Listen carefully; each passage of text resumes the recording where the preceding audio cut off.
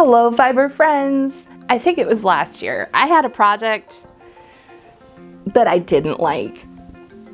What on earth happened? Well, I attempted to eco-dye, which is using plant matter directly onto the fabric to create the dyed impressions of that plant matter.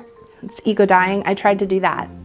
And I don't like how it turned out. It looks like a grass stain. But this year I have planted a dye garden, and I have plants that are actual dye plants that are known for dyeing fabric well. And I think it's time to try again. I've been looking into the whole process of eco-dyeing and trying to figure out what I did wrong. And I think the main problem is that I put things too close together. And because I did that, it kind of smooshed and overlapped, and you can't see any distinctive leaf or flower prints. It's just kind of a blur of color with a frame of towel around the edge. But I got 4 more of the same cotton towels, and I am going to try this whole thing again. And since I'm trying it again, I thought, why not just try it all? Maybe. I don't know if that's a good idea. I should probably make sure it works and I can pull it off one time before I do a bunch, but I'm going to live dangerously in the moment, and if it doesn't work, I will over dye the whole thing with something dark. Like, can you have black kitchen towels? Does that work? I don't know. I got myself another 4-pack of DIY cotton towels. They are just a general cotton towel to do crafts with for whatever you want to do. I also have this piece of linen. It's leftover from a dress project that I did. The dress is beautiful, but I have a decent piece of fabric left. There's enough that I could make a cute little top.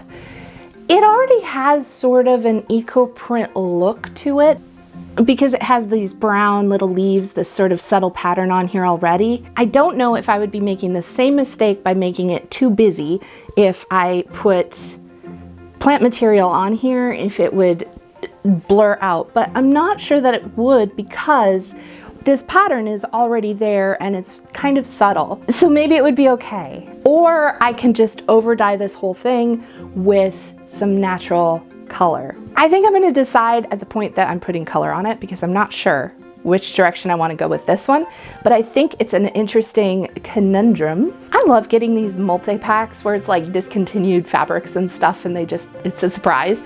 And the only thing you know is the fabric content. I can't do it on this, it's too dark. And I know that all the stuff I have is going to be very much in the orange zone, and I don't think it's gonna show up real well if I tried to be very monochromatic. I don't like this color on me. I mean, it's a fine color, but I don't think it works well with my skin tone. And so I'll probably over dye this whole piece to something different. But I do have this very light pink, and I think this might work. And then I also have this sort of natural color of linen in here, which of course that would work. I don't know how many yards this is, but this is enough to do something. So I think I want to try eco printing on at least one of these pieces of fabric. I find the idea of eco printing on something that's already dyed very fascinating. So let's get these in the wash, get a mordant on there, let them cool down, and I will see you tomorrow when we dye with plant stuff. That was the washing machine. Because I washed all the fabric, something you always want to do because there can be finishes and stuff on it from the mill and weaving and all of those processes that stuff goes through. And we want to make sure that that's off of there and out of the way so that it will take the mordant evenly and then it will pick up dye evenly. I got my giant pot that I only use for dye or scouring. Don't combine your fiber adventures with your food adventures. Don't want to mix those things together. So I will dissolve alum in hot water. This is what the alum looks like. I got it from Dharma Trading Company, not sponsored, just that's where I got it. And I weighed my fabric before I washed it so that I would know my weight of goods. So I think I have about 2 pounds total of all of the fabric. Linen is heavy. The alum wants to dissolve in hot water, but when I get that out of the bag, I'm gonna wear a mask and I'm gonna do the whole business outside. So use safety precautions if you do any of this yourself, and I will let it sit overnight. That means that tomorrow I will go and harvest my flowers from my dye garden. I guess I'll see you tomorrow. Many of my flowers have gone to seed already, and that's fine with me. I'm glad that the bees had a full chance to enjoy the flowers and get what they need from it. I'll have some seeds for next year, and I still have a few that will be usable for dyeing. I have the perfect basket for gathering my dye flowers. I got another basket at Wisconsin Sheep and Wool from Susan. I just love Susan's work. I paid full price for this. She does the most amazing baskets, and oh my gosh, this pumpkin, I just had to have it. It's so cute.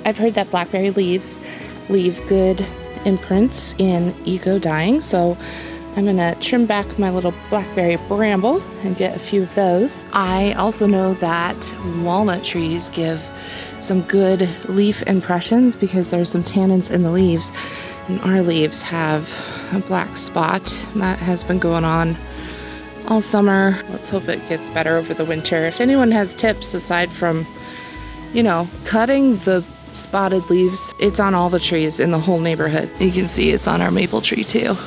I'll pick a couple walnut leaves that are in good shape, and we will print with those as well. I want to check into mulberry because they have such an interesting leaf shape. So I might test some of these. We might look into that. All around the mulberry bush, Evie gathers dye stuff.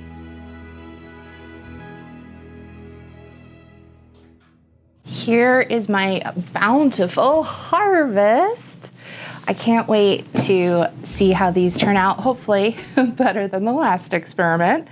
I have a plan.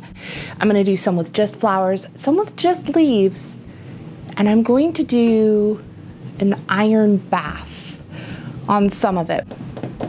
I am figuring this out as I go. This is a let's wander into the woods and see where we end up. I guess I'll start with my towels.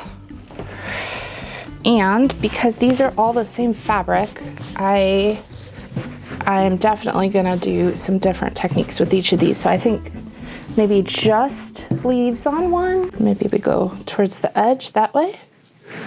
And then another one.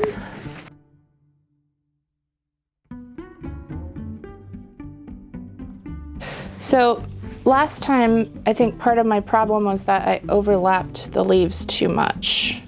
So I want them to have their own sort of negative space.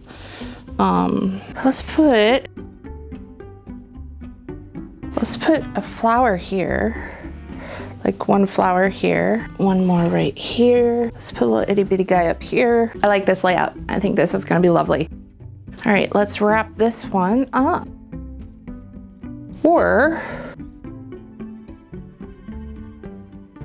should I put one of the other towels on top of it?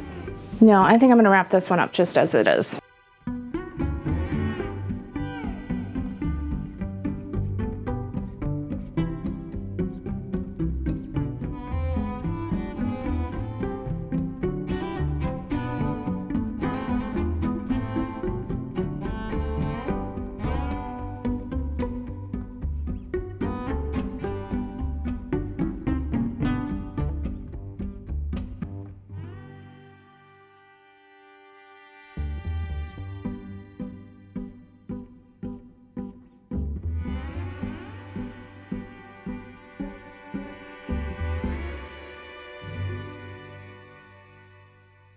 This is a pretty big piece of fabric. I hope this works because I don't want to ruin a piece of linen this big and nice. So I will state my backup plan like I always do. I can always over dye it in the end. But we'll cross our fingers and hope we don't have to do that. I know where the half is, and then I can take this half and this half, and I'll kind of know where it'll fold in from. Ugh, that didn't leave a mark. It would have on the cotton. I saw someone do this with their eco printing, and I want to try it so badly. I saw a couple people do it. I don't know who did it first, but it's not my original idea. It came from someone on the internet. This is Cochineal, and I'm gonna sprinkle it throughout my fabric and maybe get some beautiful like red speckles. I think if everything else fades, this is still gonna show up. I don't know. We'll see what happens.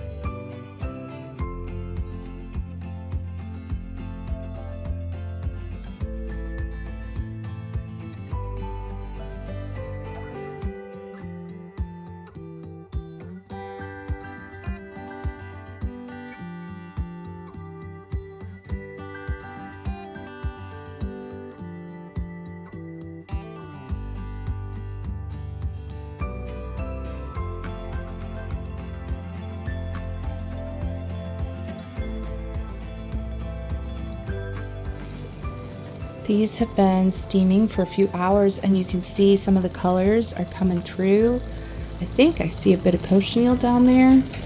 That little pinkish part peeking out. That is a marigold. Marigold. Look at that leaf print. Look at that leaf print. Yep. I think some of these are gonna look really neat. I think it's working. Let's hope with leaving so much negative space, it's going to look better than last year's grass stain attempt. After I let all of the bundles steam for overnight and cool down, I took one of the towel bundles and put it in an iron bath. The iron bath is basically rusty water, and then I heated that up again and let it steam in there and flipped it around to make sure it got all throughout.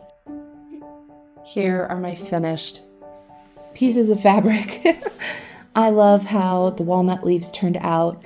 This was the one that got some iron, and it got some detail in those leaves. I think it's pretty. This was the raspberry leaf, and it also showed up some of the veins from the leaf. The marigold, of course, pops because it's marigold, and I'm not totally sure how I feel about the other one on the right. I'll decide later. The patterned linen that I had that I put marigolds on, the marigolds kind of came out a yellow green. I might go back and over dye that with, oh my gosh, look at how this cochineal came out. So I might do the other one in a cochineal bath and make it pink. This piece of fabric is going to be a dress or a skirt or something flowy. You can see where I put each little cochineal buggy nugget because it left that impression of just that beautiful pink. I love this pink color so very much, and I think that the green yellow is a really good contrast to that pink. I like how this turned out. Here and there you can see a leaf, you can see the veins and impressions of it.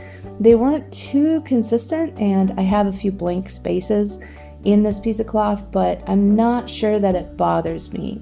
I think that in a flowy kind of garment, it's going to be fine and beautiful and fun and interesting. And I hope you all let me know which piece of eco-dyed fabric is your favorite from this project. And if you were going to do this project, what would you have done the same and what might you have tried differently? All right, fiber friends, I'll see you next time.